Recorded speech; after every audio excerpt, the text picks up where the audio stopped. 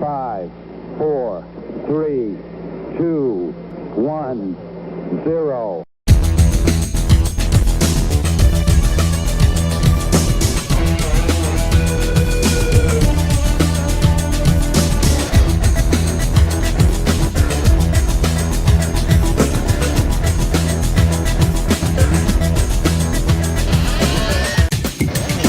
This is the Culture Clash. Liftoff. We have a liftoff.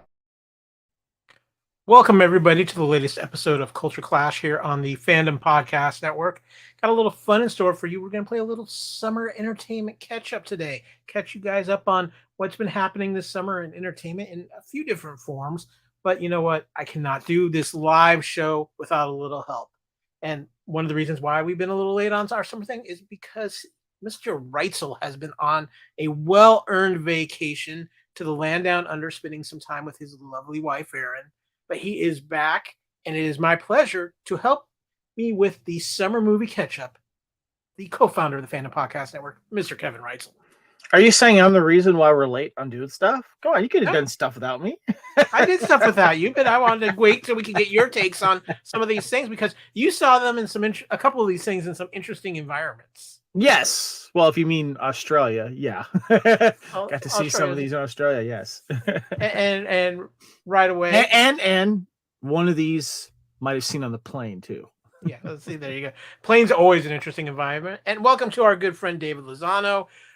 Glad to have you. Thundar Down Under. What's up, David? Good to see you. He might Thundar Down Under. Is there some sort involved there? We've had a lot going on. Kevin, you went on a little vacation to Down Under, and you did some fun things, including finding your natural habitat while you were in Australia. I was very impressed. My natural habitat? Well, a little JB High. What was it? JB High Five? Oh, JB High Five. Yes. JB High Five. Yeah, one of my favorite stores in Australia.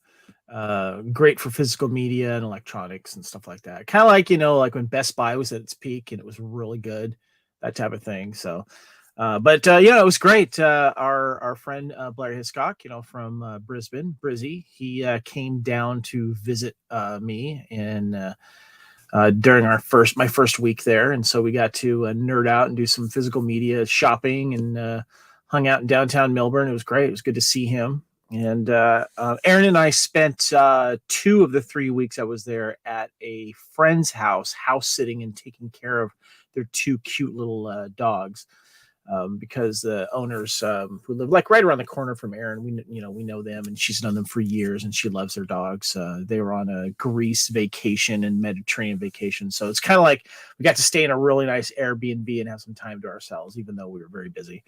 So yeah, it was nice. It's just it's becoming a second home to me because of hanging out with Erin's friends and family and seeing her coworkers and stuff. So it was nice. Just nice to spend time with Erin as well. So, and we've just confirmed our plans for another trip together. We're going to be going to London for a few weeks in September. So, or London, UK, southern UK area. So. David says, I miss physical media so much sometimes, which just tells me, David, if you ever miss it that much, just go and look at the photos Mr. Reitzel posted on his social media this week, showing off his amazing physical media collection. Yeah, it's funny. I found a really cool Facebook group called DVDs and Blu-rays. That's pretty much all it's called, I think. If you do a search for it, there's like over 14,000 members, and it's cool because people show off their collections, but also people just kind of talk about and showcase movies and stuff they have on physical media. So it's really cool. I've been interacting with that group a lot. It's been a lot of fun. So yeah. David wants to sneak in your suitcase, by the way. You've already been there recently, bud. So let me ask you this, Kevin. You do have a history of when you do go to Australia, you taken maybe a concert or some shows or anything? Was there anything like that on your itinerary this time around? Yeah, we always try to make the most of it when we're there. We went and saw another yacht rock band. When Erin was here, we saw a band called Yachtly Crew. And for those of you that don't know what yacht rock is, it's basically a band, a really good cover band that does songs from the soft rock hits of the 70s and 80s. And we saw Yachtly Crew together here in Southern California, and that was a lot of fun. And then when we were in Melbourne, there was a band called the Yacht Rock Review, and they did a good job, and that was a lot of fun. So we did that. We had our captain's hats. It was fun. Yeah, I was gonna say you and Aaron rock the Yacht Rock look very well. Yeah, when you go to a Yacht Rock type of show, you got to rock the boat captain stuff. It's a thing people do. It's silly, but it's a lot of fun, and they play a lot of music that you're familiar with, which is neat. And we went to a movie premiere, which I'll talk about later. For that was done exclusively in Melbourne. We have a friend who has some connections, so that was a lot of fun. And we did a few other fun things too, but most of the time we were spent together. And so with us living on other sides of the world until we figure out green card stuff, it's just nice to spend some time with my lovely wife. That's awesome. I'm glad you got to have that time. Meanwhile, here in the States, I was using the time, obviously, to catch up on a few things. And I actually found an interesting show that doesn't quite fall into our summer movie and entertainment catch up. But I found an old show on Hulu from the History Channel called The Toys That Made America. And it's been actually very fascinating because there's 2 seasons. And in those 2 seasons, they cover everything across the board, whether it's from video games to board games, even like the Slinky and things like that. And what I found very interesting about this docuseries is they're not afraid to get into the dirty side of the toy making game. And you get some interesting stories that you weren't expecting. I would definitely, it's on Hulu. You can find it on Hulu, and I would definitely recommend it, especially if you're a fan. And it's called The Toys That Made Us? That Made America. Yeah, The Toys That Made Us, which was the Netflix series. That's right. Which is a little bit more lighthearted and fun. This one's got a little bit more get into the seedy side of things at times, and it was quite interesting and educational in the aspect of you learn some things about the toy market, especially in the from about the 60s and 70s and even in the 80s. That these guys were kind of cutthroat at times. You had to be. I mean, the competition was great. There's one great episode that I just recently watched where they talk about the war between Mattel and Kenner having jumped on the Star Wars license when Mattel passed on it, and the things that happened at Mattel after they passed the Star Wars license until they found Masters of the Universe. But even then, there's some stories behind that are quite interesting as well, including the fact that originally, Kevin, Masters of the Universe was planned to be Conan until they saw the movie and realized we can't make toys for a rated R movie in the early 80s. Oops. But we've had some fun, but I am glad you're back. It's good to be back doing Culture Clash. It's great to be back doing Culture Clash live too, and we're gonna have some fun today. But first, we do have a little bit of breaking news.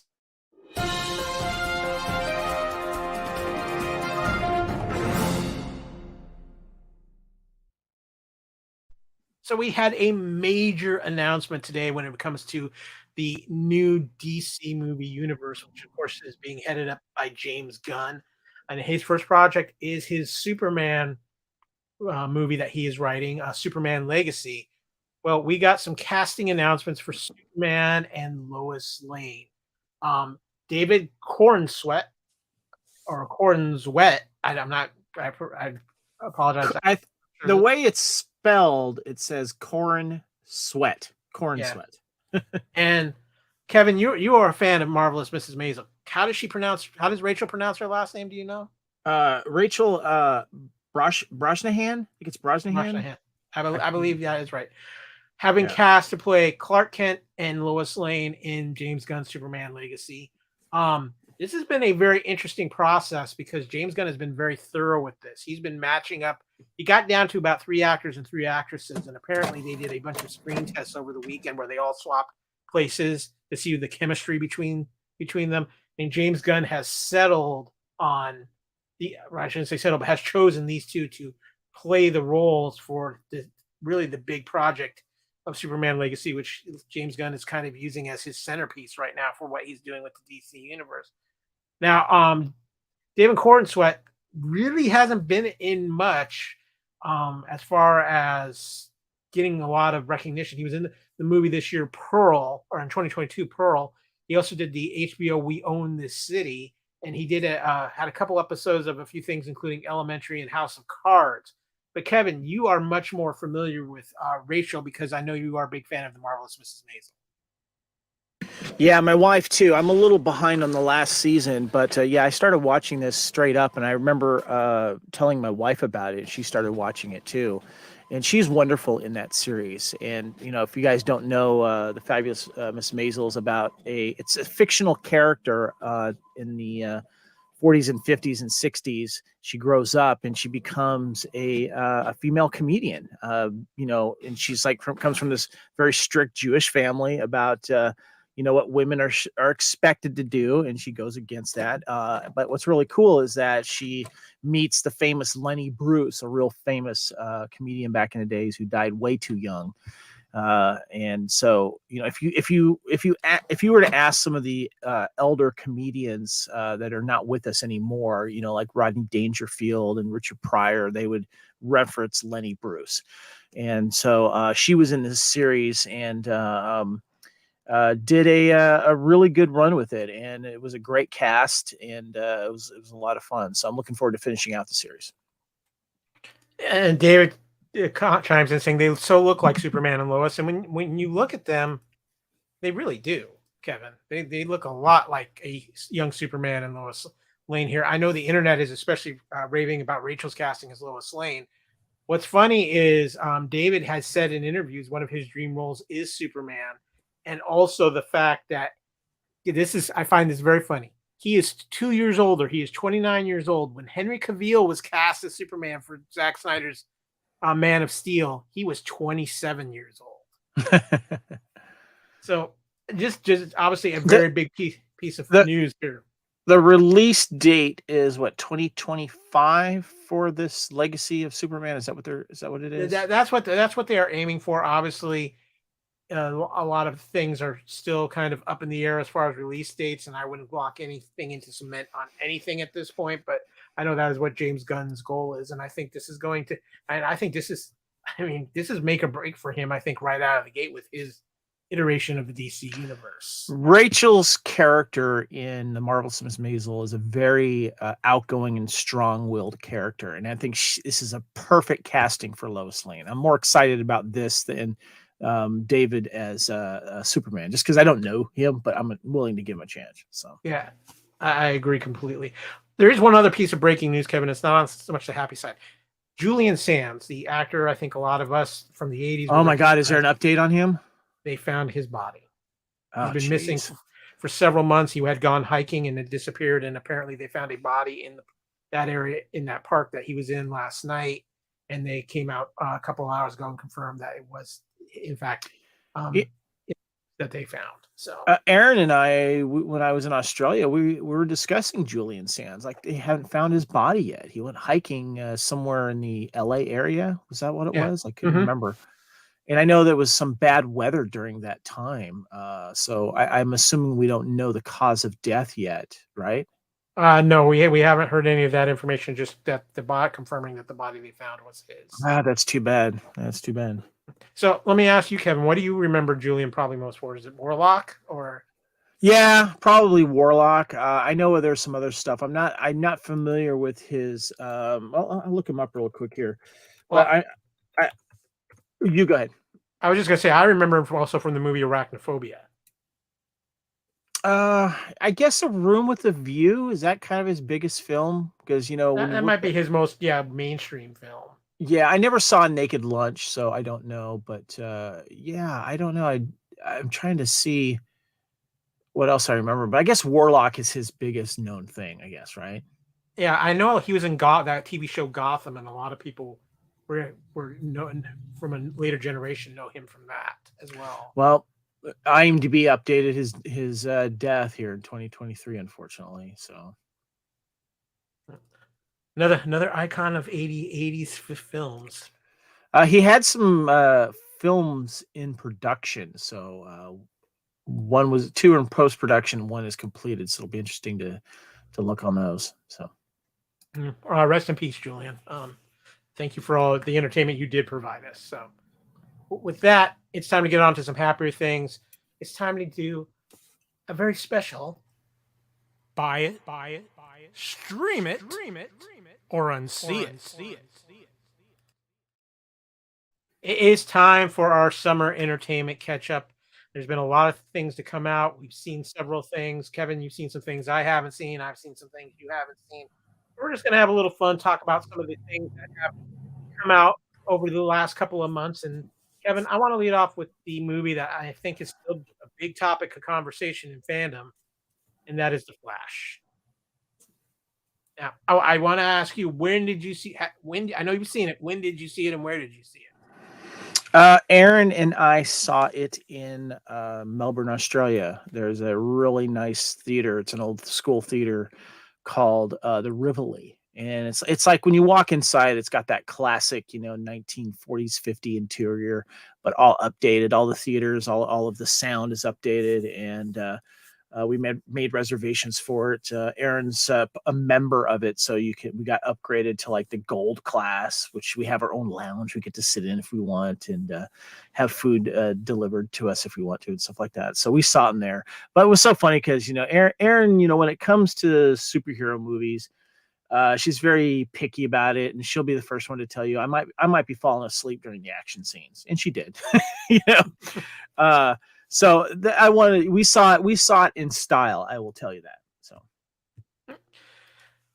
I think I saw it down here on our Dolby in my local Dolby Atmos theater, so I got the really good as far as sound and picture goes. And welcome, of course, to Adam O'Brien, the Lethal Mullet, here on the Fandom Podcast Network. What's up, buddy? Welcome Good to see you, man. welcome to Thanks the for show. chiming in. So I went into this movie not quite knowing what to expect. And I gotta say, for me, I actually agree with Adam. It was a bit of a mixed bag for me, Kevin. I really enjoyed Michael Keaton. I enjoyed the portrayal of Supergirl in this film, but Ezra Miller just has never really hit home with me, and I just found him almost grating at times in this film. Whether he was, and I understand that they were trying to make like the younger Barry a little bit annoying and things of that nature, but even still, just there were times he was just so not what I was wanting from the Flash that he took me out of the movie.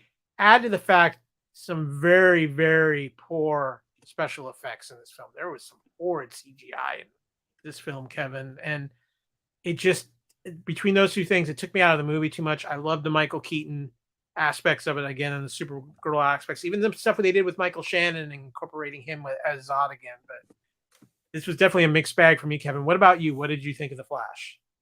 I would go along with the mixed bag as well. I be honest with you though, I went in with low expectations. Not because of the whole Ezra Miller thing, and even though it's easy to get excited about Michael Keaton returning as his 89 Batman character, I still had to go keep it low because of what's been happening with DC, to be perfectly honest with you, dude.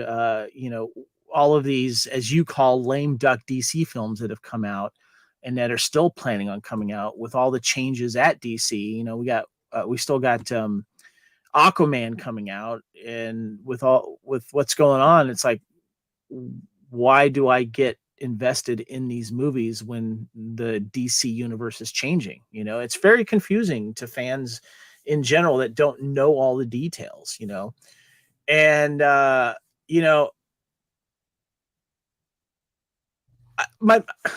it's a little thing, but then it's not. How do you showcase the Batmobile and Ezra Miller being Barry Allen being excited about seeing the Batmobile, and you don't freaking use it in the film? How do you not use the Batmobile in the film when you have it? To me, it just might as well have been a CG Batmobile. If it was a real Batmobile, they should have used it. It was nice to see the Batwing. That's great, but we're there to watch the Batmobile and Batman and the Batmobile. I'm just saying.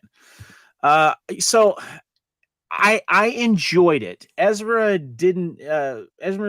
character of Barry didn't bother me. I get the whole working against each other, and you have two Barry Allens, and there was some funny moments regarding that. But he didn't bother me.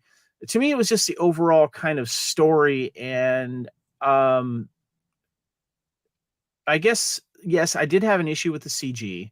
I also had an issue with like some of the action scenes going on and on and on. You know, the moments that we had with Michael Keaton as Batman were probably my favorite moments. And I think it was cool. They probably could have utilized him a lot more. I liked the girl that played Supergirl. I thought she was good. I could have used a little bit more of that.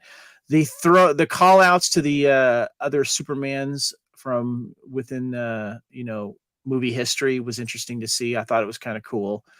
But the whole bad Flash thing and that whole end scene just took way too long. And I think that it could have been simplified a little bit more with the storyline, I guess, because you kind of saw the way that it was going to go. But I look at rewatchability as how I judge movies, and I'm not in a hurry to rewatch this film, to be perfectly honest with you. Even with Michael Keaton as Batman, and you really lost a huge moment of not showcasing that Batmobile again. I just don't get that. I hope there's a cutscene. Maybe I'll see that. But Kyle, don't you show the Batmobile and you don't freaking use it? That's one of many sticking points. Used the Bat bike, used everything else but the Batmobile. And if they said that Batmobile was real, you could have just used a CG version if you're not going to actually use it. I don't understand. Well, so a few things here. I agree with you on the Batmobile part. Don't just show it. Use it. You could have done, even if it's just one scene. There's some, as far as the things I like. Ben Affleck was great as Batman again at the beginning. Can I just tell you right now, it is a crime that we are not getting a Ben Affleck Batman movie. He is great in all of the scenes in this film. It was great to see him. I'm sorry to interrupt, Kyle, but I felt like we should have gotten a Ben Affleck Batman movie, because let me tell you this right now. I would love it if he was cast again a little bit later and do the freaking Dark Knight, Frank Miller Dark Knight, like do a 2-part movie and have him come back as the Dark Knight from the Frank Miller story. We got the animated version. It was in 2 parts, if I remember correctly. Let's get that version. He is really good as an older Batman. And it was great to see Clooney drop in at the end there. That's fine. That was funny. But for people that bash on Ben Affleck, go away, because you're wrong. Okay. So before I get back to my other points, no, Adam, we do not need that. We do not need Nick Cage Super Mullet Man movie. We have enough Nick Cage Superman movies. I do not need to see him as Superman. I love you, brother, but no. For me, again, I loved everything with Ben Affleck in the beginning. Again, the CGI at the beginning too, when he's rescuing the babies out of the hospital and the dog. It took me out of the film. There is a skeleton in this movie, Kevin, for a really cool Batman movie. All that whole action scenes in Russia was incredible. I think that was the highlight of the movie for me. There were some great moments with that, and yes, that is true, David. That is very true and very cool, actually, because I think Affleck definitely gets undersold as his role in Batman. But I think, Kevin, for me, the other part I had with this movie that took me away from it was I'm a fan of the Flash TV show, and they've done a Flashpoint, a version of Flashpoint in the Flash TV show that was executed so much better. Explain the Flashpoint thing to people that don't know what that means. So Flashpoint is a absolutely huge DC Comics storyline involving the Flash, where the Flash kind of accidentally resets the universe. And the concept is he does go back in time unintentionally and stops the death of his mother. And it causes this Flashpoint event, as they called it. Now, there was references to Flashpoint back in Batman versus Superman. If you remember that scene where Ben Affleck has that dream where the Flash kind of comes out of the computer screen monitors and such. So we have had reference to Flashpoint earlier on in this DCEU. They just did not execute it well. I don't think Ezra Miller is a good enough actor to carry the emotional weight that was needed for this film either. And I feel like they kind of have to, in a way, because they could have really used this film to kind of reset things for whatever James Gunn is going to be doing, and they really kind of felt like they half-assed it with that. They could have really reset things and done it proper way, and instead it just okay. So now Clooney's back as Bruce Wayne. We have that weird scene with cut scene at the end with Jason Momoa for Aquaman, which I get it. They got to hype Aquaman too, but yeah, I mean, for me, Kevin, I didn't go in with high expectations of the Flash. There's some funny moments. There's some fun moments, but overall, I'm going to rank the Flash as a stream it. I think if you're a fan of comic book films, it's worth a check out. But it's not like you. It's not something I have any intent of wanting to revisit anytime soon, unless I get a little bit of a Michael Keaton nostalgia trip going. Yeah, I guess it's a stream it for me too. If you want to wait to see it, and apparently that's how the masses feel, because apparently this is a box office bomb compared to how much money they spent on this film. So with rewrites and reshoots and delays and promotion, yeah. And I did want to make a comment that David Lozano said about how, we missed a lot of Michael Keaton coolness that would have been the Batgirl movie, unfortunately. So yeah, that's true. One other quick question about the Flash before we move on to Kevin. I do want to ask you about the endings when he's going through and you start seeing all the other worlds, because that's been a big source of controversy. A lot of people obviously really the whole CGI Nick Cage thing. I get the joke that they were trying to do and including that, but a lot of people are also very kind of not upset with the fact that they put that CGI of Christopher Reeve and then that really bad CGI of Helen Slater as Supergirl in this film. Despite that the CG was a little off, of course, I had no problem. If you're going to show, it's not disrespect to Christopher Reeve in his memory. It's not. If you're going to go there and show other versions of superheroes, you better show Christopher Reeve, because if you don't, that's a travesty right there. And that's what you should have been pissed about if they didn't do that. So no, I had no problem with it. And I'm glad they did. Yeah, I just wish the CGI would have been a little better on that. They put a little more in the budget, but then again, this movie had an atrocious budget, and it has had, I think they've called it the second biggest drop from opening weekend in movie history. Like, wow. What was the first? I can't remember now. I know it's the second for sure too. The second biggest in comic book movie history. Morbius being the first. Oh, really? Yeah, so, but.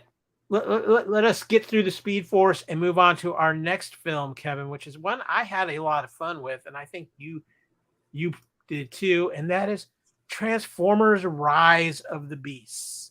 Now, I am a huge Transformers fan. I make no secret about it. With the Michael Bay films, I love the first one. After that, things got a little rough, but I really, really enjoyed the last Transformers film in Bumblebee, because it really felt like they kind of gave us back to do a little bit more of the Transformers we're used to. Here we get more of classic Optimus Prime and Bumblebee, but we also get introduced from the 90s, the very popular Beast Wars Transformers with the Maximals and the Terracons.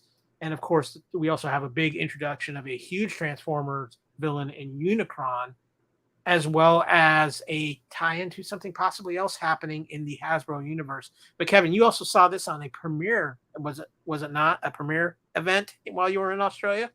Yeah, a friend of Aaron's is an influencer, Instagram influencer in Melbourne, Australia. She covers a lot of events and restaurants, and so she gets a lot of perks from that. And she's got thousands and thousands of followers. Shout out to Jen, very cool. And she got us free tickets along with her and her friend to go see the Australian premiere of Transformers: Rise of the Beast. And it was really cool because they had they had like a photo session area, like a paparazzi section. You can go get pictures with the big Transformers banner, and then they had cars, Transformer cars there.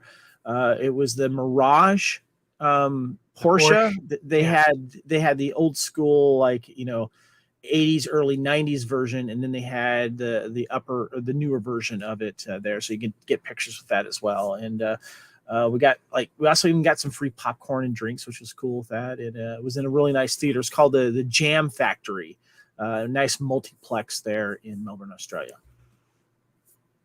That is very cool, and I'm glad you got to see it that way, Kevin. For me, with Transformers: Rise of the Beast, I had a lot of fun with this film. I did not go in expecting much because of just how the Transformers movie franchise has gone, but I thought this movie was a lot of fun. It was solid. It wasn't a spectacular summer film, but I enjoyed it. I even enjoyed the human characters in this film, which is something I can say it's not been the case through most of the Transformer films. The human characters have kind of been a little bit up and down, even though they've had some good actors, including Mark Wahlberg and a few others. I think one of the things too for me, Kevin, is that I would love to see a Transformers movie where the Transformers feel more like the stars than the human characters. And I get why that is, but it still seems like that even in through all these Transformer films, they seem to always take a little bit of a backseat to the human characters. And this and Bumblebee seem like they're improving on that, and I hope that continues. But I think this was a good addition to the Transformers franchise, and I'm going to be very curious to see where it goes.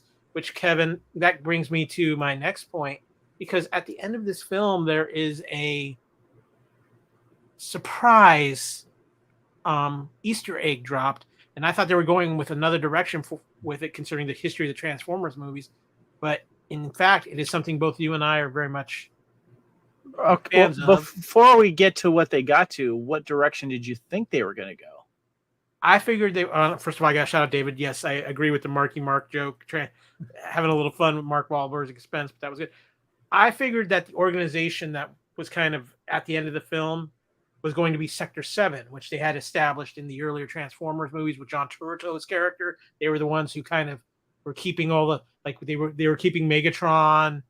I didn't realize they had I forgot they had an actual name. I just thought they were just the government. Yeah, but they call themselves like Section 7 or Sector 7. Was that in the comics or something? No, that was actually in the Bay films. No. Originally, was it in the comics? No, it was created just strictly for it was a creation in the Michael Bay films. All right, gotcha. But I thought that's where they were going, but no, Kevin, they threw us quite the curveball, because we got another classic 80s Hasbro property with a little G.I. Joe thrown out here. So it's very interesting of what the future could be for G.I. Joe movies, because, Kevin, the last one we saw did not go so well. No. I'll touch on the G.I. Joe connection in a second, but the movie itself, for me, it was fun. I did enjoy it. It was nice to see in the big screen. I liked the main human characters, and I don't remember the actors or the actresses' names, so forgive me.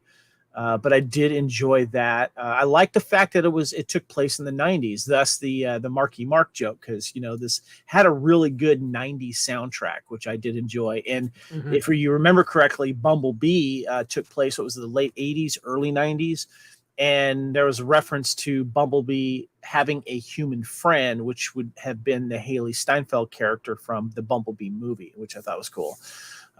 Co-starring John Cena as well, if I remember correctly, right, Kyle? Yeah, John Cena was in the Bumblebee film as well. Yeah. Real quick, the main two human actors were Anthony Ramos, who played Noah Diaz, and Dominique Fishback, who played Alina Wallace. Okay, cool. It was fun. It was good to see on the big screen. That's the kind of movie you do want to see on the big screen for the first time, if you can. I went in with low expectations, and it sucks going into movies now with low expectations because something might be weighing down the franchise. And the Mark Wahlberg movies, I don't know if I've gone back and rewatched those, to be perfectly honest with you. I'm still a fan of Michael Bay films in general. I know Michael Bay produced this film. The original trilogy he did is still watchable for me. I still enjoy it. This one was okay. It was fun. I liked certain aspects of it. And I felt like we got another backstory of the Transformers. It just seems like that Optimus Prime has been stuck on Earth for quite a long time now, so. Yeah, he seems a little grumpy about being on Earth these days. Yeah. But they're trying to not, of course, erase any of the storyline or make anything non-canon from the original Transformers 5 movies.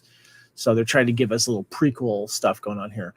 Now, before I saw the film, I did not read it, but I had seen an article about how the end scene in Transformers teases another franchise.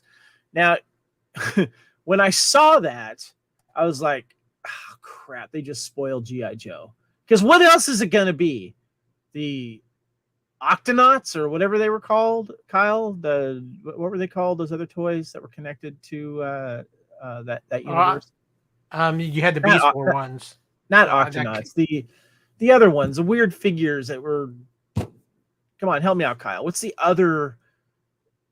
I know there's Mask, but they're not going to touch Mask right now. The only other one I can think of was Visionaries. Okay, I'm thinking of something else then. But anyway, I knew it was going to be a G.I. Joe, so I felt that was kind of a spoiler. But going into it, knowing that that this movie, the Transformers movie, would be a little underwhelming, I'm like, well, at least we're going to have a tie-in to the G.I. Joe franchise because, of course, the last Snake Eyes movie was not good. It was not a G.I. Joe movie. It's just a generic action film. Ties to G.I. Joe were just done really, really bad there. The only really good G.I. Joe movies were Retaliation, which was the second one, and, of course, Megaforce from 1982. But being a fan of G.I. Joe, I was never a fan of the Transformers G.I. Joe crossover comics when I was a kid. I hated that. I like Transformers by themselves. I like G.I. Joe by themselves. But G.I. Joe to me was more at the time in the comics based in reality a little bit more. They were a little more hardcore. Then things started to change in the latter issues. If you watch the cartoon, nothing hardcore about that, and that was done for a reason. But if this can give us a decent G.I. Joe movie out of this, I guess fine. I was happy to see it mentioned, and the young lead in this is being, I guess, recruited as a possible G.I. Joe character. Now, the only question is which G.I. Joe character is he going to be if that's the case? Because hardcore G.I. Joe fans know most of the real names of the G.I. Joes that are more famous by their code names. So I think for me, Kevin, I'm going to call Transformers Rise of the Beast. I'm going to call it a stream it. I think if you're a Transformers fan, it's probably a buy it. If you're a fan of those films, it's a buy it. But I think for the average fan to go see this, it's definitely worth a see. But I don't know if it's going to be something that you want to sit there and revisit a whole bunch of times. But I found it fun. I had a good time with it. It definitely hit all my Transformer buttons. I'm going to call it a go for everybody. I think stream it is fair for this film. I will give it a stream it as well. Of the buy it, stream it, or unsee it options, I will say stream it. Now, our next film, Kevin, I think is going to be one where we are going to have some different points of view. We talked a little bit about this film recently on our latest episode of True Believers, but it is the movie that right now, at this point, is kind of dominating the summer box office too, and that is Spider-Man Across the Spider-Verse. Now, I'm going to be honest. I was a big fan of the original Spider-Man Into the Spider-Verse film. It actually very much surprised me because I was kind of going into that film with some low expectations, and that I found that film to be thoroughly enjoyable. Sorry, can I interrupt real quick? My friend Carlos says, are you thinking of the Centurions? Are those weird little figures that were kind of skinny and they are kind of translucent and look kind of like robots? No, not the Centurions were the ones that had all the attachments, like the armor, and they could have a bunch of different attachments to the armor. You might be thinking of Inhumanoids. No. I think it's Centurions. I'm not explaining myself well. So I just remember the figures. So maybe that's what it is. So thank you, Carlos. I think that's it. So anyway, so I went in with high hopes for Across the Spider-Verse, and I thoroughly enjoyed this film. I think that the animation in this is, they made some very beautiful animation choices in this, considering that they kind of changed the animation styles up for different characters and such. I love Miles Morales. I think he's a wonderful character. I really like Gwen Stacy in this film as well. Obviously, you're increasing the amount of Spider-Man out there a millionfold, it appears like, and I can see where that could be a turnoff and confusion for some people, but I really enjoyed this film. I think the only bad part about this film is we know that there is a second part coming, and right now the rumors are third part. No, third part. You're right. Third part. I'm sorry. Third part. Right now the rumors are, and I trust those rumors because I don't see any way from what I have read that film comes out in March of 2024 like it is currently scheduled. In fact, I'm hearing rumors that that movie could even be pushed back to 2025. because of issues in Hollywood right now and where they're at with actually having work done on that film. But Kevin, I know we talked a little bit about it on True Believers. Don't spoil my take. Don't spoil my I was take. just gonna say you have some thoughts that may not fall the same line as mine. Let me make something clear first before I go in on my opinion on the Spider-Man, this Spider-Man animated series Across the Spider-Verse. I love the Miles Morales character that they have set up here. I love the family dichotomy, and I think that the voice acting was good in this film, and I like the actual idea of these films. And I get it right now. The multiverse, Spider-Verse, is a huge deal between Marvel, Sony, and of course DC. But after seeing this film, I'm going to be perfectly honest here.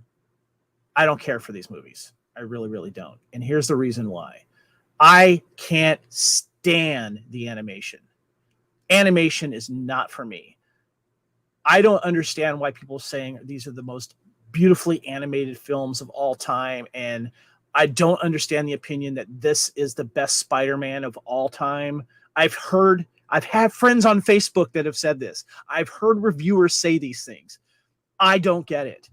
I am not a fan of this film. I don't like how yes, it got confusing with all the different Spider-Mans, but I didn't like how there was like all of this action and dialogue going on at the same time and fighting at the same time, where there was meaningful dialogue between Gwen and Miles and all these other characters. And meanwhile, there's life and death going on around them and there's battling going on around them. It was, thank God I didn't have a condition when it came to fast lights and fast moving objects and stuff like that. I don't know what would have happened if I did. I don't like the execution of these films. I know a lot of you adore these films and think they're the best things out there. And it's a great way to celebrate Spider-Man and these stories. I don't get it. I am out of it. For me, sorry, I don't care about the third movie in this. It's an unsee it for me. Now, with that said, I would love to see a live action version of Miles Morales and his story. I don't want to see this whole Spider-Verse thing. It's too convoluted. It's not my thing, but give me a Miles Morales live action version any day. I would love to see that in a future Spider-Man thing. I would have loved to have seen Miles Morales come in on it would have been great to have seen him come in on that last Spider-Man film where we had Andrew Garfield and everyone else. That would have been really cool. Just a little tease into this. But I cannot stand the animation of this. This is not good animation style, in my opinion. I've seen way too much animation in my life in both CG and hand-drawn. This, I don't get it. Not for me. Sorry. Okay, so I have two things for you. First, I want to talk about the live action cameo that was in this particular film, and if you caught that. Yep.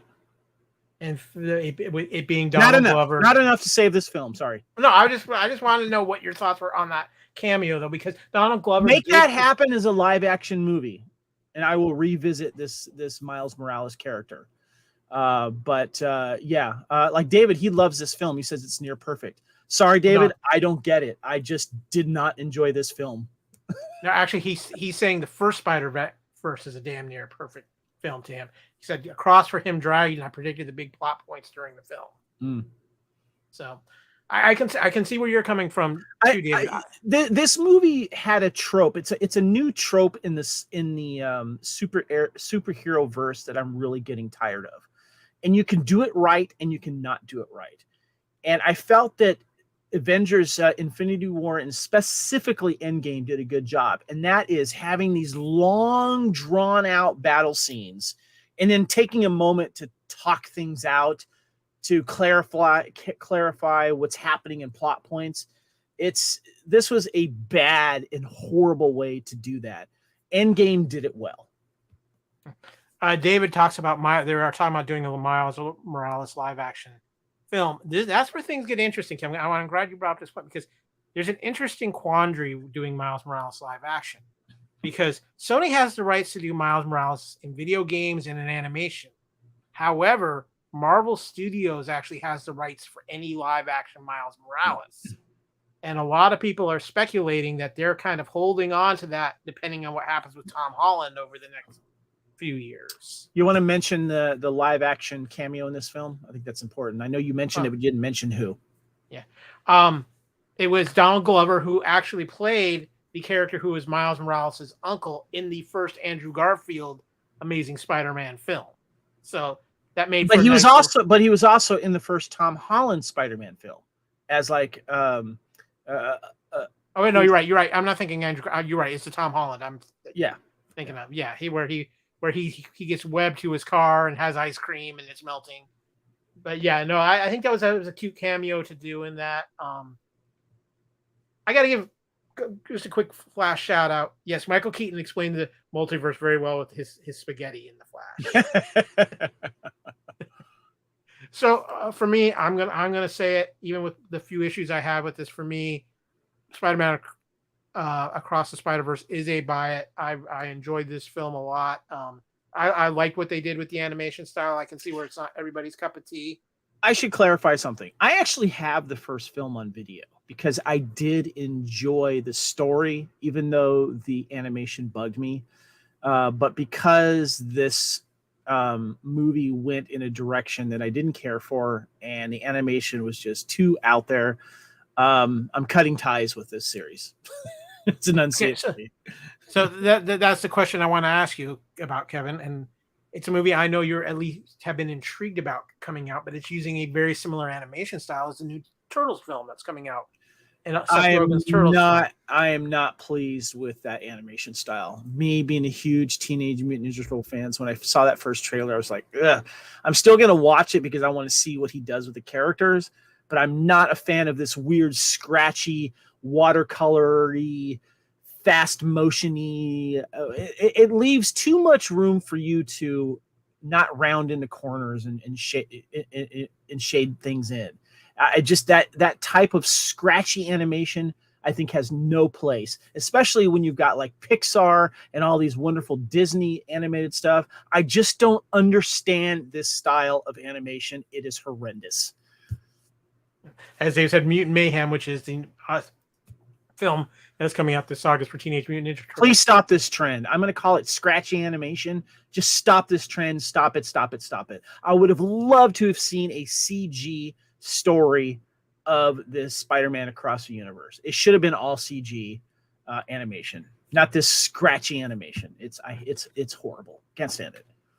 Well, let's go to our next film, which is one that has come out just recently on Netflix, and a movie I think, Kevin, we both can agree with. There was a lot of things we liked about that, and that is Extraction 2, the Chris Hemsworth Netflix, which now, Kevin, as you told me right before we went on live, that Extraction 3 has just been greenlit as well. Kevin, I think congratulations to Chris Hemsworth, because you have another franchise on your hands, my friend. And I think this is actually a case where the second film is better than the first film, and I like the first film, Kevin. I agree with you there completely. This second sequel was great. There's a 20-minute ongoing action scene that is phenomenal. It kind of feels like a really good cutscene, or not even a cutscene, but a game scene during a Call of Duty movie, where you run through, you do the train battle, you do the on foot battle, you do this, and I heard that they spent like 2 months going over this scene and rehearsing this scene, and it was just phenomenal. It's produced by the Russo brothers, and the director, I'm forgetting his name right off the top of my head, but he had directed the first film. He was also a former stuntman.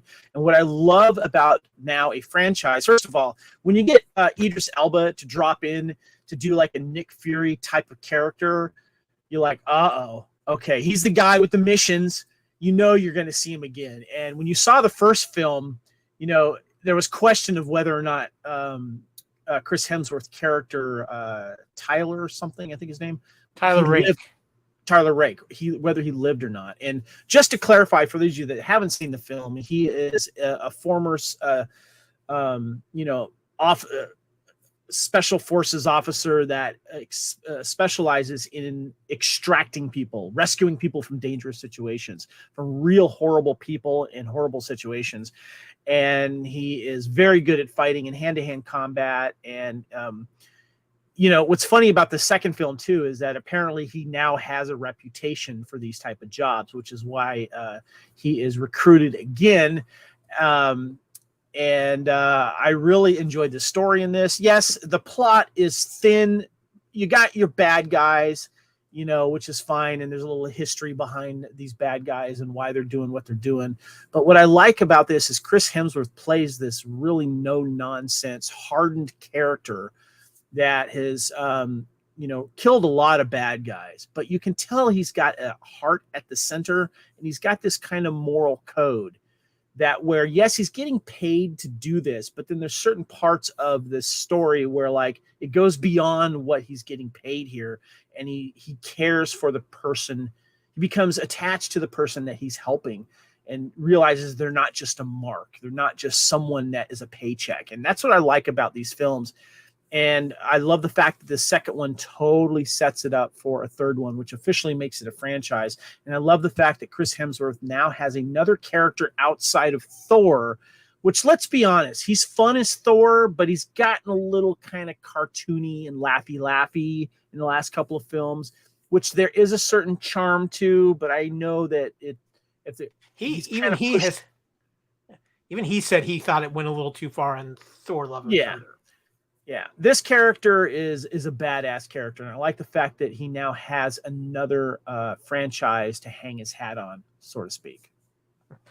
I'm with you. I love this. The camera work. There is it's like a single shot action scene that is just phenomenal. That runs, like you said, about a good 20-25 minutes from their escape from a prison through this hotel onto a train. It's incredibly well done. I'll be the first to say, Extraction 2, if you're looking for a super deep story, you're not going to get it. But there's enough there in key elements to make you understand what's going on and the weight of the film. And I think with this kind of film, that's really what you need in this case.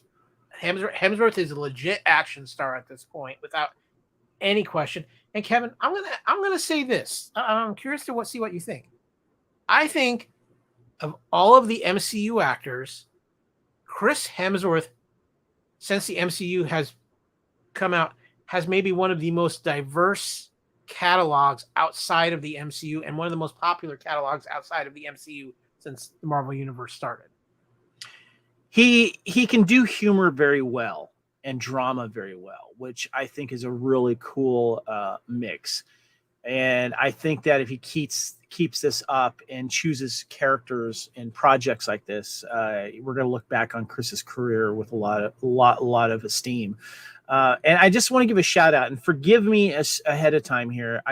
I may butcher her name here, but the co-star, which is one of his special forces friends that helps him in this movie, and was also in the last film. Her name is Golshifteh Farahani. Forgive me, don't know how to pronounce her name, but to me, she's a newcomer, but she's been around for a while. She is fantastic in this film, and I hope to see her again. If you saw the end of this film, looks like we will. So. Obviously, you can only stream this movie right now, but if this was a movie that I could buy, I would definitely buy this film. I'm going to say this, and I agree with our friend Matt Clifton here. It's a crime that we did not get a chance to see this film on the big screen. And I think when it comes to certain films, Netflix, I know you are Netflix and you want to premiere these films on Netflix for a reason, and you're throwing a lot of money out there. Why not do a limited engagement in the theater for these films, these kind of tentpole large action films? Throw them out there in the theater. I know you've done this before for a limited engagement, but you should have done this with Extraction 2 at least. Extraction had a lot of fans behind it, and you should have thrown it in a limited release to give us a chance to see it on the big screen. Because buy it. I want these on physical media, and I want to see these on the big screen. I think, Kevin, too, what's interesting is I know the first Extraction did okay, but it didn't do great. So I think Netflix might have been a little bit hesitant. But I think there's a chance because Netflix has done this. They did it with the movie Bright, where they put it out in a limited release on big screen. I think they could do that with Extraction 3 because one of the things I've noticed with this is that the success of Extraction 2, Extraction 1 is now trending in the top 10 on Netflix again. So there are people who I think there's a lot of people who saw Extraction 2 and now going back and watching Extraction 1 as well. But yeah, I buy it. Probably the second best modern action franchise going on right now, behind a certain Mr. Wick. I'm going that far with it because the action is so phenomenal in these films.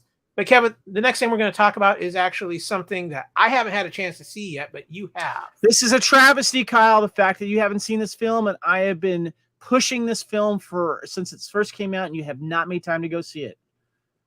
You're going to go on my list if you don't see this film. I have a little time off coming up, and it's actually right at the top of my to watch when I'm on time off. But that is Renfield, Kevin, the Nicolas Cage Dracula film, but it's really not about Nicolas Cage in this film, is it? This is the best movie no one's not seeing. I'll tell you this right now. I took Erin to see it. She loved it. It was a pleasant surprise. We saw it here in Santa Barbara, or was it LA? I can't remember. And we thoroughly enjoyed this film. Yes, Nicolas Cage is top billed on this, but he's not the main character in this film. He plays the original Dracula in this film. And the concept is hilarious. Renfield, of course, played by Nicholas Hoult, Dracula's henchman and inmate at a lunatic asylum for decades, longs for a life away from the Count, his various demands, and all of the bloodshed that comes with them. Basically, he's his boy Friday. He's the one that attends to Dracula's needs when he can't do certain things, protects him in certain ways, and Dracula has kept him alive and immortal. But there's a certain things that Renfield has to do to stay immortal and become strong. He's not a vampire himself, so that's its story. Basically, he goes to a 12-step program for people that have toxic relationships, and it takes place in Louisiana. Of course, that is a great city for Dracula to hang out for a while, and it is one of the most funniest and bloodiest films I've seen in a long time. It is hilarious. It co-stars, of course, Nicholas Hoult, which a lot of people will remember from a lot of films, especially Mad Max Fury Road. He plays one of the war boys. And Awkwafina is in it, and she's actually really good in this. She's done a lot of comedic stuff, and there is some funny moments. The other standout in this film is played by Ben Schwartz, a comedian and television TV actor known for his comedy. He is also really good in this film as well. And I highly recommend it. It is a really fun movie. People are not seeing this film because it didn't get a lot of, push. But Kyle, I order you to see this film. I have been ordered. So Kevin, I'm just going to tease right now. It's a buy it for me. I actually already own it on Blu-ray, DVD, and digital. Just saying. There you go. No, it is definitely on my watch list. But Kevin, the next film we've got coming up to is something you did see this film this weekend, correct? You did get a chance to go see this film. What are we talking about, dude? We are talking about No Hard Feelings. Yes, I did.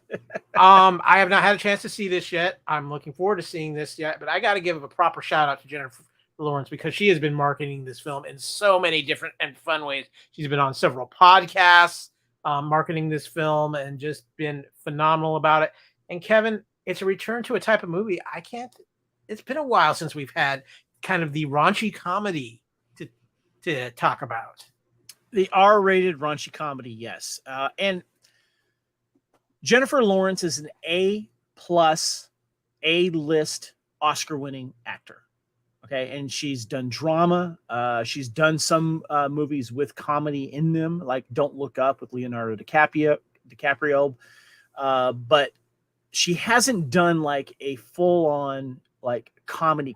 And I applaud her for doing a film like this because, in my opinion, there's certain actors that stray away from doing comedy.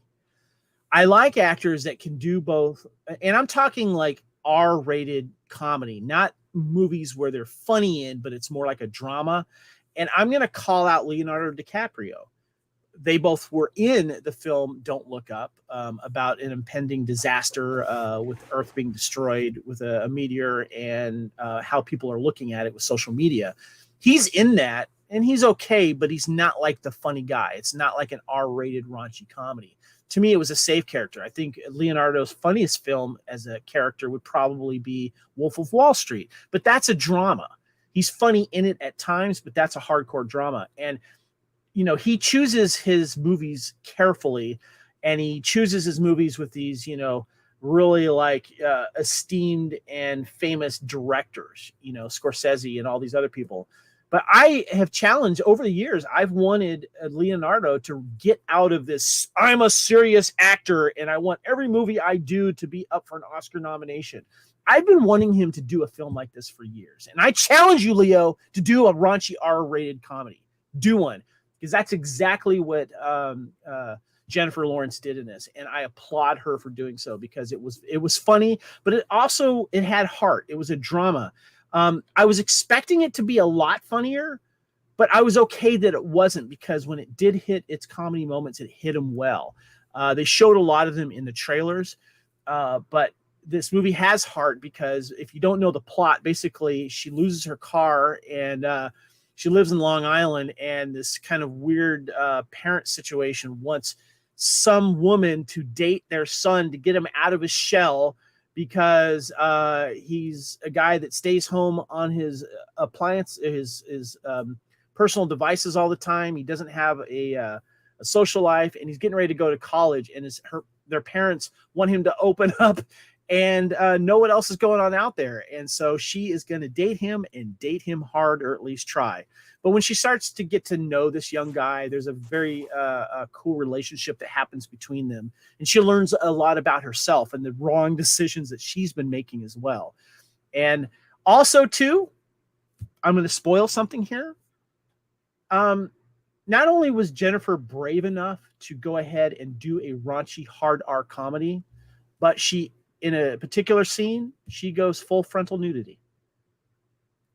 In a very, very funny scene. Yeah, well, first of all, if Jennifer Lawrence would like to date me hard too, because I'm single, I'm available.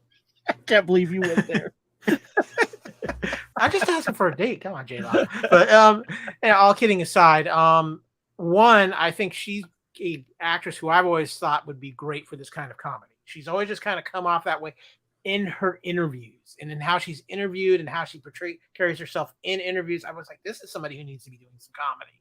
And so I'm glad she's doing this. I want to clarify something too. I've always been a fan of Jennifer Lawrence, especially when she's on the red carpet and doing interviews. She doesn't hold stuff back.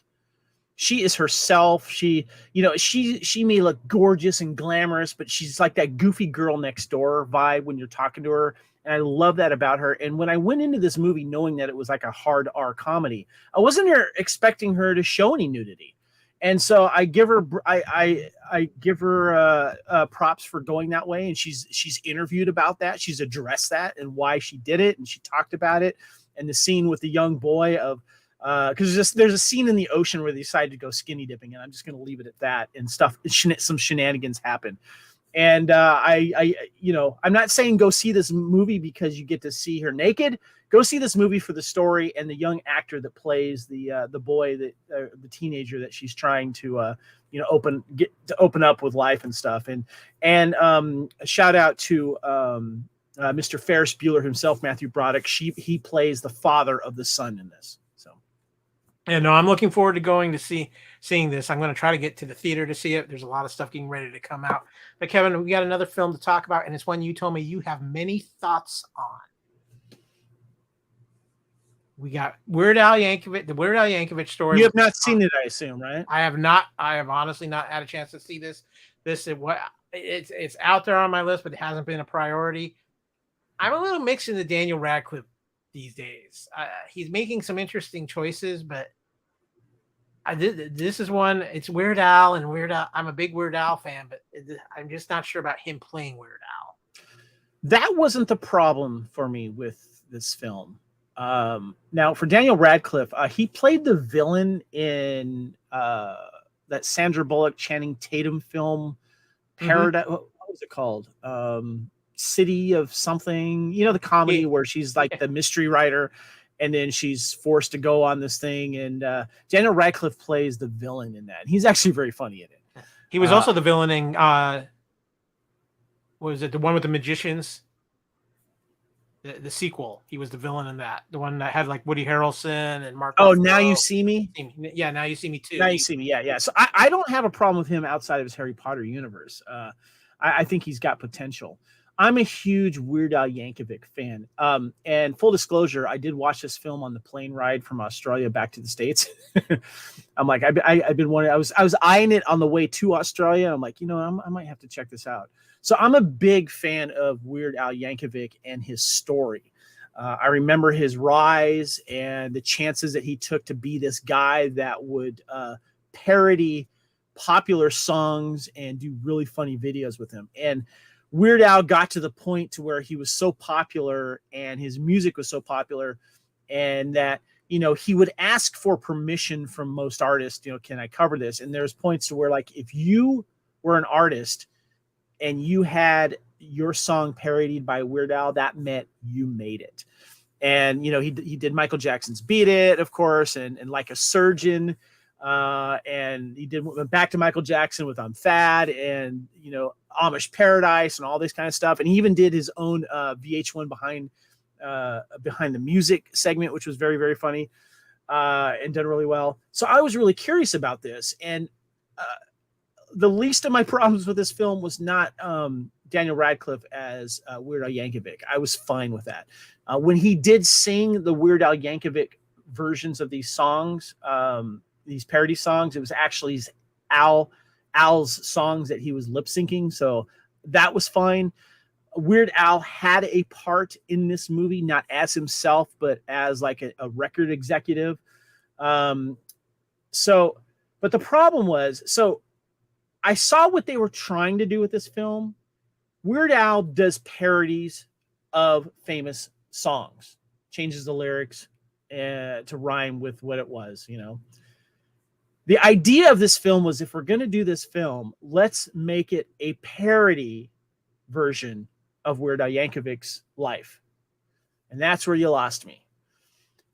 Because instead of do an actual biopic, like, with Bohemian Rhapsody and Queen, they decided to exaggerate and create stuff that actually didn't happen.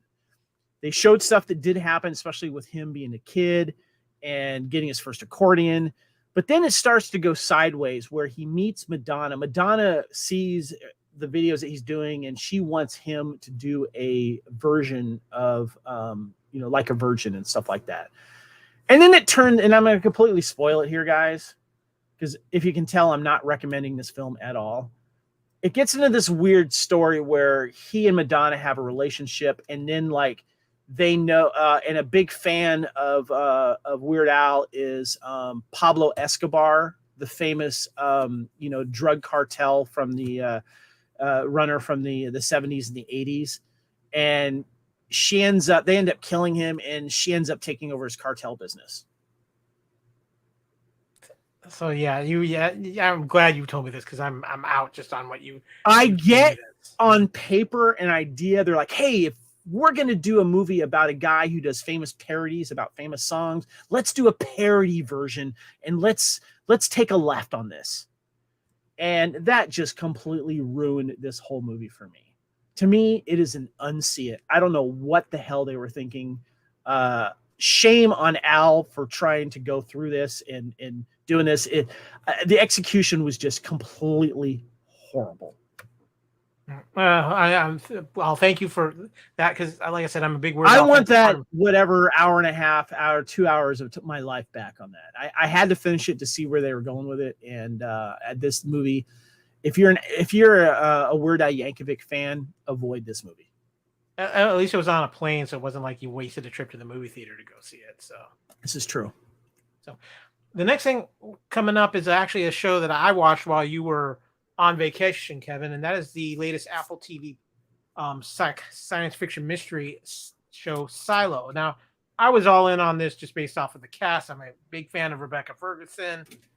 Excuse me. Tim Robbins is always good to watch, and Common is great as well.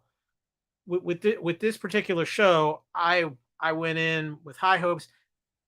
I've enjoyed it. The final episode comes out this Friday for this season. It has already been renewed for a second season, and I'm glad for that because I think the show has a lot of intrigue. It's a little bit slow to start off with, but once the ball really gets going and you start asking and you're trying to find out the answers to the questions and what's going on, I personally felt like it really pulls you in. It helps that it does have this phenomenal cast in it and the mysteries there. This is something I would require. I think we've learned very much from Lost, where we realized we need to keep our mysteries progressing forward and not just making them more and more convoluted. And I think they're doing a very good job with that.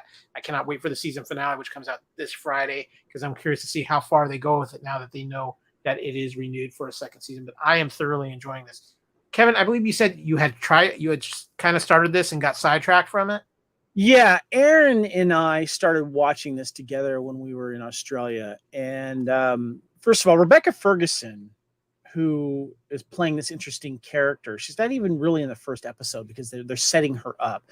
And I think we should clarify what this is about, Kyle, because I think it's kind of important, because when you just call it Silo and you throw some names out there, people who haven't seen it really don't know what's going on about it.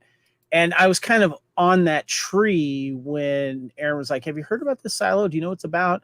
And to give an IMDb quick plot here, it says men and women live in a giant silo underground with several regulations which they believe are in place to protect them from the toxic and ruined world on the surface. And when I learned about that going into it, I'm like, that plot sounds really familiar. We watched the second episode, and what's interesting about it is that it's a big no-no to want to go to the surface. And you can't even talk about it to where it becomes kind of like this religious cult situation where you can't even talk about it. If you even have any reason to want to talk about it and the urge to go to the top, you are ostracized and you're sent to the top. And then apparently you die up there because of whatever is going on up there. So it's an interesting plot, but I'm like, I've seen this movie before. That's called City of Ember. City of Ember, right here. Did you ever see this movie, Kyle? I think I've seen it once on cable, but it would be you know what this movie's about? It's about an underground city. Can't go to the top. It's about an underground city where no one can go to the top. And the leader is played by, first of all, Martin Lando's in it, but the leader's played by Bill Murray. And he's getting drunk off the power that he has because everyone lives on rations, and yet he's kind of reaping all the rewards. And Martin Landau is like the wise grandpa type character that where young Saoirse Ronan and what's the other kid's name in here? I can't remember the other kid in this. They find out that there's a way out and that the rumors of what's happening on the surface are no more and that life can be lived up there.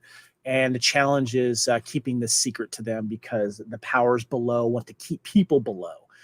And so I just find it kind of interesting. And maybe this, I'm sure this story's done before, but this is one of those movies not a lot of people have seen. And I don't believe there's a Blu-ray release of this. It's actually a really good film. The sets in this film are fantastic. And I really enjoyed this. So I had trouble kind of like getting into Silo because of this. And it does have kind of a Losty thing because my problem with Lost, and I think that is the most overrated show of all time, especially how it ended, was that it wasn't answering enough questions because they were giving you more questions than answering them. And I'm hoping that this Silo is not that. I'm having trouble wanting to go back into it for that reason, Kyle. I think you'll, as having watched all the episodes so far, they are starting to give answers. And I think because we know now it's renewed for season 2, that we won't get all the answers, but they are moving forward and they're progressing it. Unlike Lost, which felt like it was spinning its wheels a lot at times, the story is progressing. It's getting more interesting. It's definitely the stakes are getting risen as we get closer to the end of this first season. And I think it's one of those shows, like I said, it does start off a little slow, and because the first episode is basically all set up in flashback. But I think Rebecca Ferguson's performance is if outstanding in this. I think Common in this film is also, or in this series is also very good. This show also has Ian Glenn from Game of Thrones fame as well in this, who he plays Rebecca Ferguson's character's father in this. It's an interesting world. It's an interesting setup. I'm curious to see the directions they take in it, and it kind of, my final judgment will obviously be with the season finale and see how much they give us in the season finale and what they do within it. Because if it's one of these things like Lost where they promise a bunch of stuff and then don't deliver, I might be out on it. But if they at least give us enough to where it goes, okay, we're progressing, then I'm in. So right now, I would definitely call Silo a stream it. I'm enjoying it. I think it's worth a check out, especially if you're a fan of this type of genre of kind of science fiction mystery. So we should mention that Tim Robbins is also co-starring in this as well. Yeah. Sorry, what's her name from The Office? She's in this. What's her name? Rashida Jones. Rashida Jones. She's one of the main characters in this one as well. I'm surprised that you told me that it's renewed for another season because I hadn't heard enough buzz about this. No one's talking about this one. So anyway, it's weird. Well, the next thing a couple of things we're going to talk about, a little different. We got a couple of documentary kind of things, and I'm just going to go over the first one here. It's something I just watched recently. It actually came out in April, but I just finally got a chance to go around to it. It's on the Vice network, which I know is a network a lot of people don't get. They have a streaming way to hit things. But this is they have a show called Icons on Earth, and their first 8-part miniseries was on the MCU and the history of the creation of the MCU. And there's a lot of information that isn't out there, that hasn't been put out there before to the general public about some of the things that happen in the background of the MCU. It is a very interesting watch. I would say the first 6 episodes kind of cover everything through Avengers. And then the final 2 episodes, one's dedicated to Guardians of the Galaxy, and one is dedicated to Ant-Man, because they have some of the more interesting histories with them within the Marvel Universe. I really enjoyed this. I think they did a phenomenal job with it. It was fun, but it was also educational. If you're a fan of the MCU, it's definitely worth a check out. Vice is one of those things where they've had cool stuff on it, but they need to do like a Tubi Pluto thing. They need to have their own app so you can just subscribe to it free and watch stuff with commercials. They do. They actually do. Okay. Yeah. Because to me, it was always on, like, it's on channels that I don't pay for. It seems like it's always on like it seems like it was always that one station that you didn't get with the package of channels that you bought. You know. Now, I know they have their own app. I don't know if it's free, but I do know they have their own app. It should be free with the type of programming they have. It should be free with commercials, because I'm not going to pay for another subscription for a channel that has cool stuff from time to time. You know, I agree with you on that. But if you have an access device, definitely check this out, especially if you're an MCU fan.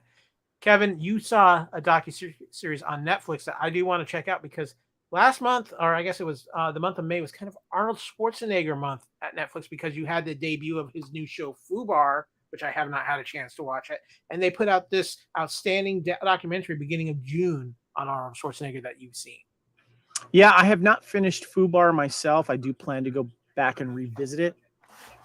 But I really enjoyed this Arnold documentary. It's 3 parts. And what's really cool about it is that the first part you get is the athlete, the bodybuilder aspect. And it takes it, and what's really cool is that he goes back to Austria, to his hometown, and you get to see everything that happened. He takes you back to growing up with his parents and being very competitive with his brother, and finding out about the bodybuilding world, and then going through that and meeting his idols through that, the guys that he looked up to. And you saw how determined he was to be the best. And, then you see him succeed in the bodybuilding world, and then start to kind of mix and mingle with celebrities and stuff like that.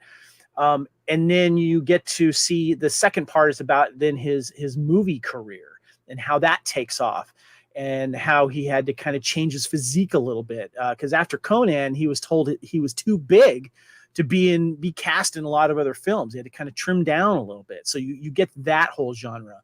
And then you get into his second part, where he becomes a politician. He even goes into his affair with the housekeeper that fathered a child, and he talks about that. He's very open about all of this. And a couple of takes that I took away from this, and I watched this with my wife and we both enjoyed it, was that when he was doing his bodybuilding and stuff, he got some really good advice from people that he trusted. There was a fellow bodybuilder who was a lot shorter than him that became a good friend of his. And also he became friends with some lawyers and producers that really helped him make some good decisions.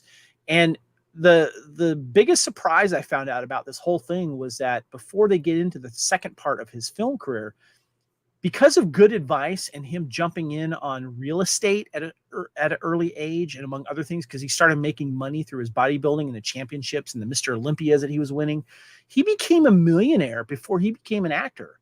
I mean, he did some like TV spots here and there to kind of get out there. You see him on like, some funny old 70s shows and stuff like that. And of course the Pumping Iron documentary.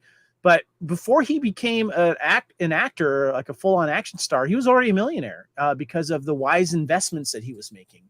And one of the interesting things about the second part in his movies was like the low point for him was the reaction to the movie, the action hero movie that he made. What was that called? Last Action Hero. Last Action Hero. And he was not in a good state after that. He didn't talk to people for a week, and he talked to James Cameron. James Cameron was like surprised, like how hard he took the reactions to that movie.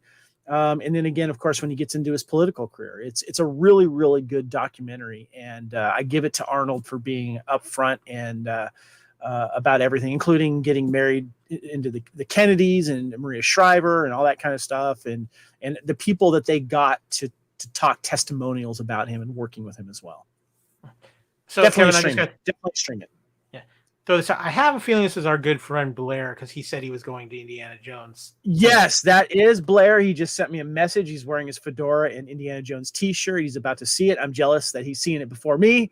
But he is in Australia, so it is Thursday over there. Or Wednesday actually. Yeah. So I'm not going to be able to see it until Thursday because I'm going to go to one of those early sneak previews. So. Yeah, crazy time travel. That's going to wrap up what we've, as far as stuff that has come out already. If you have anything that we didn't bring up, put it in the comment section. Let us know. We always like to hear some suggestions of things we might have missed. So drop it in the comment section. But guys, we're not quite done yet. We got some coming soon. We're going to go through a few things here real quick of things we are excited about that are coming out over the next few months here. And Kevin, first up is Denzel, his third Equalizer film. I'm with you. You're the one who brought this up, but I'm with you. I'm incredibly excited for this film. Yeah, I really enjoy Denzel's run as the Equalizer in these films, and I'm glad that Antoine Fuqua is back as the director as well. I love these storylines that have been popping up in between the first two films, and I love the fact that we're going to get a third and final one here. I just hope they don't pull a Man on Fire and they kill him at the end of this one. I kind of get the feeling that they might, but I'm a big fan of this. I think this is a great franchise for Denzel Washington, because when I look back at his acting career, he really doesn't have a franchise, but his movies all stand on their own. He's, in my opinion, the best actor out there. But I like the fact that he has found this as a franchise and resurrected this concept from the early 80s television series. So I find it funny that you talk about Man on Fire, because one of the reasons I am very excited about this is Denzel Washington is reteaming with Dakota Fanning in this film. So glad you brought that up. I forgot about that. Yeah, she is back in the Equalizer. She is in the Equalizer 3, co-starring with Denzel Washington, who they co-starred in Man on Fire, which is a great film, by the way. Yeah, so I'm really looking forward to that. But Kevin, up next is another one that I know you're very excited for. It ties a little bit into Blood of Kings with Immortals. We don't have a set date for the Old Guard too, but we do. Right now they are saying it will come out in 2023 on Netflix. I know you were a big fan of the original of this, Kevin. You guys talked about it on Blood of Kings, and I'm sure you will be talking about the Old Guard too on Blood of Kings as well. Yeah, let me just tell you right now, I'm obviously a huge Highlander fan, and we cover the Highlander universe on Blood of Kings here on the Fandom Podcast Network. And I'm a big fan of movies about characters that are immortal. And what's interesting is when it comes to characters that are immortal, most films that we see are Dracula type movies or, creatures that are been immortal, not actual humans that become immortal for whatever reason. And when it comes to characters that are immortal and that live for hundreds of years, Highlander has set the bar up here on how they've dealt with that, both in the TV series and, of course, the original movie and the sequels as well. But more specifically, the original film and the TV series did a great job showing the burdens of being immortal and how old are the oldest immortals. Highlander touches on that. And this Old Guard, the original film, does as well. And I love the way that Charlize Theron and her band of immortals and how they touch on immortality and how they handle immortality and how when people do become immortal and when people stop becoming immortal.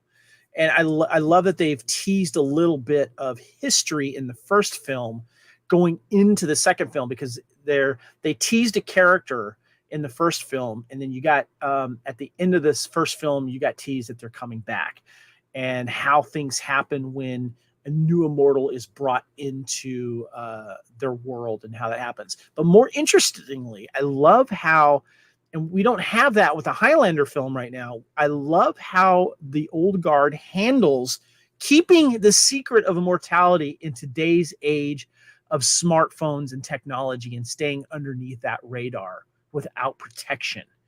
And Chiwetel Ejiofor, who seems like a villain at first in the first film, becomes an ally towards the end of the movie in the first film.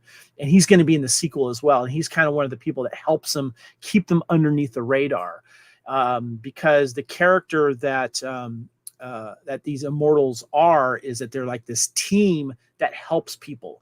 And there's been this secret history of them helping certain situations to stop tyranny get any worse if they can. They've been in crucial parts of history, and they've been secretly being documented, or they've been recently been discovered through old photographs that you find out in the first film. And I love that we're going to get this more, I guess, exposed in the second film. And the fact, too, that we're also going to get Uma Thurman in the second film excites me. And when I was looking at some early pictures, there's some set pictures of them kind of like in between takes. And there's a great picture of Charlize and Uma doing a big hug on the ground. And so I'm very curious to see who Uma Thurman is in this film. Yeah, I'm excited for this too. I like the first one a lot, and I'm curious to see the directions they go for this. But Kevin, what I'm really excited about is the return of Marshall Raylan Givens. Is what? I'm sorry? The return of Marshall Raylan Givens. Yes, buddy. Yep. It's July 18th on FX, Justified, City Primeval. A return to the Justified universe and more stories of Marshall Raylan Givens. I believe this is a 6 to 8 episode event on FX. Obviously, Timothy Oliphant is back in his famous role of Marshall Raylan Givens, this time in the city of Detroit. And if you were a fan of the original Justified, all of the writers and people involved in that are coming back for this series.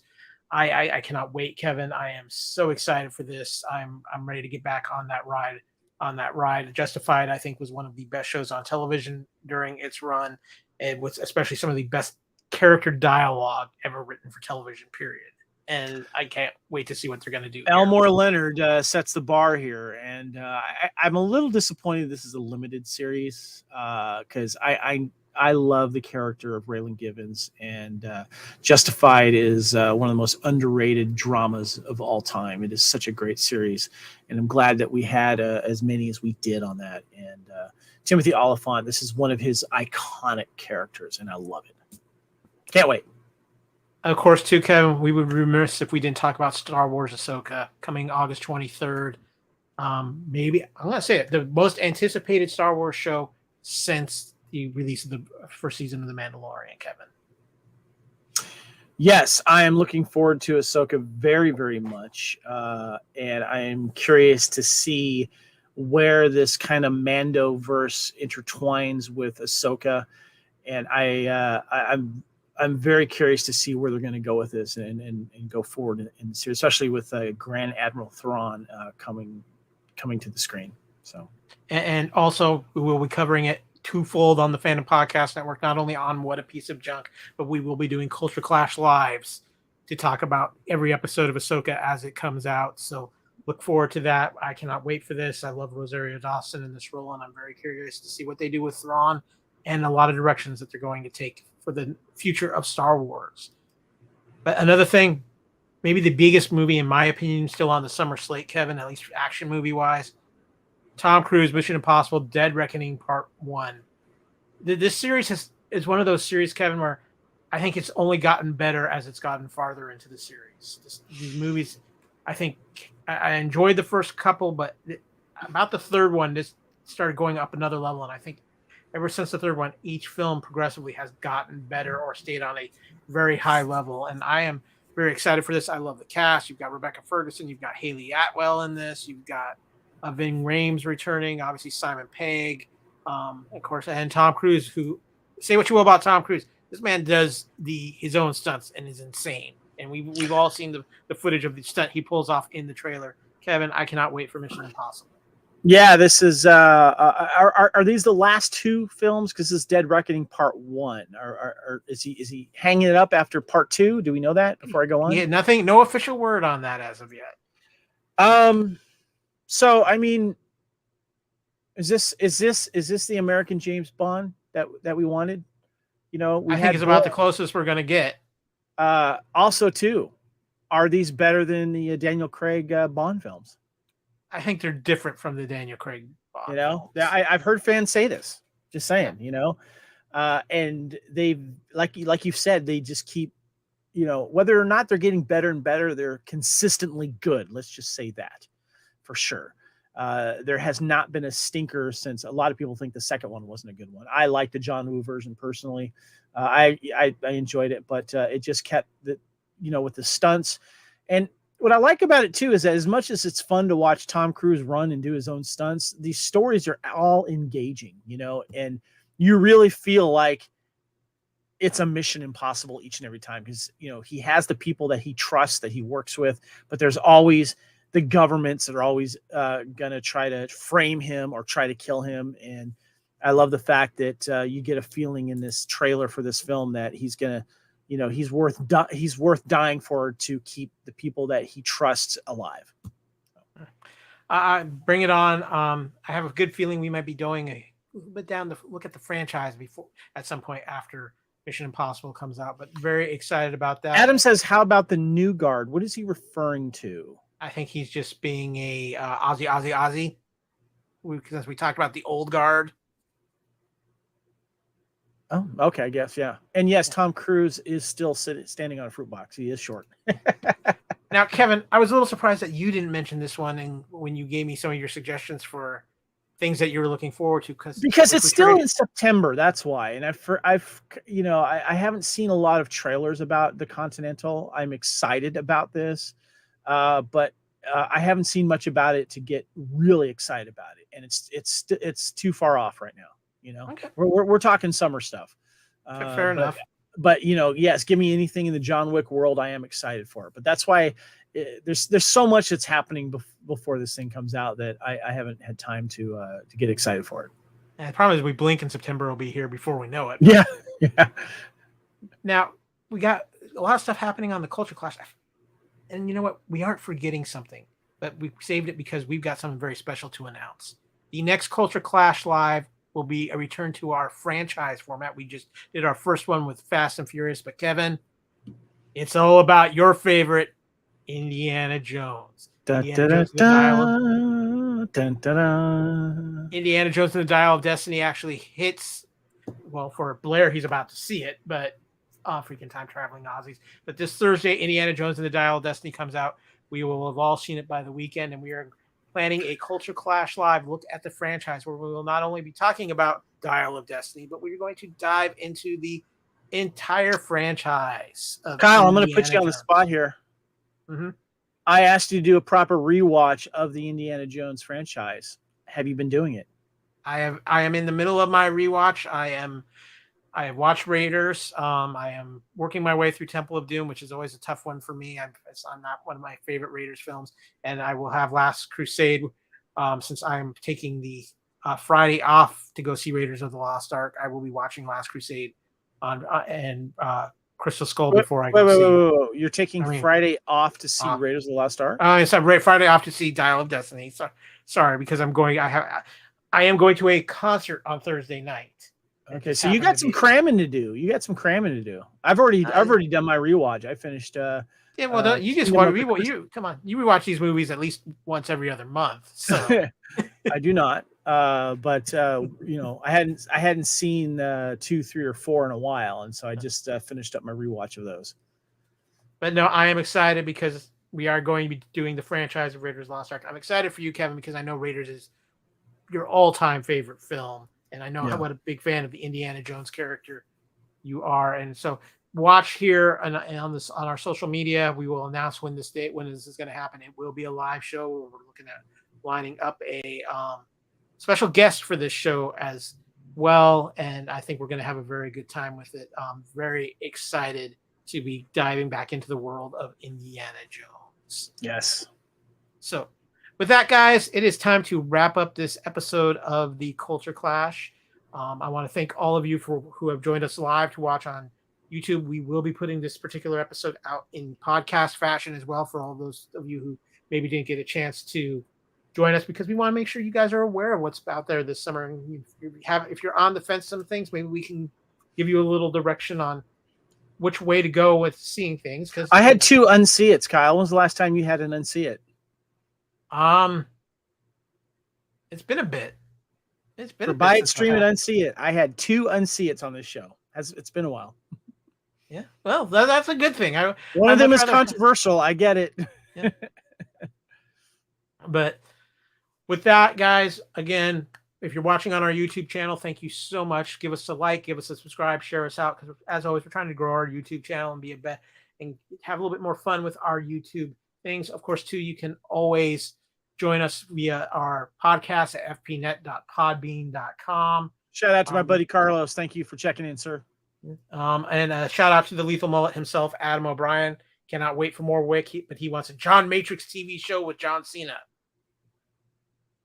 You know what? That's not a half bad idea. I like that idea. Yeah, we need Commando character fleshed out a little bit, especially after seeing that Arnold documentary when they talk. And I believe, if I'm not mistaken, I believe sometime in August we do have a John Cena Jackie Chan movie coming out. This is true. Yes, you got to be careful that John Cena is getting a little old here, so we need a younger Matrix.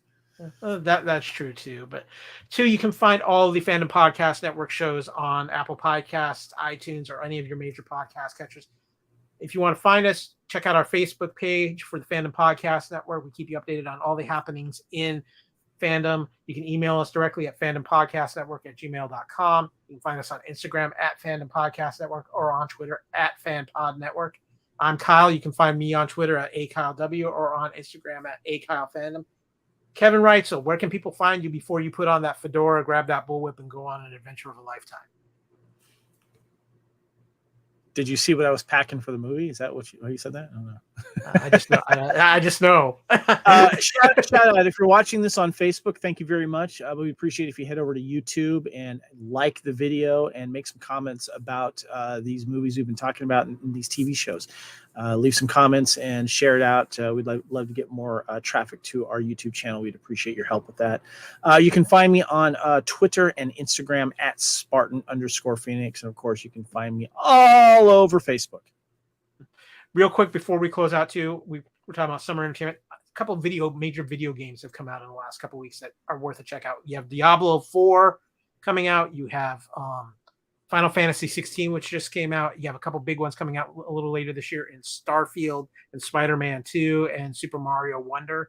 So a lot of good stuff happening in the video game industry right now too, as far as quality games coming out. So check those things out. But again, thank you to everybody out there for listening, watching, and joining with us. On behalf of Kevin, thank you so much for joining us. And until next time, remember, as always, what we like to say at the Fandom Podcast Network: respect others and enjoy your fandom. And we are out of here.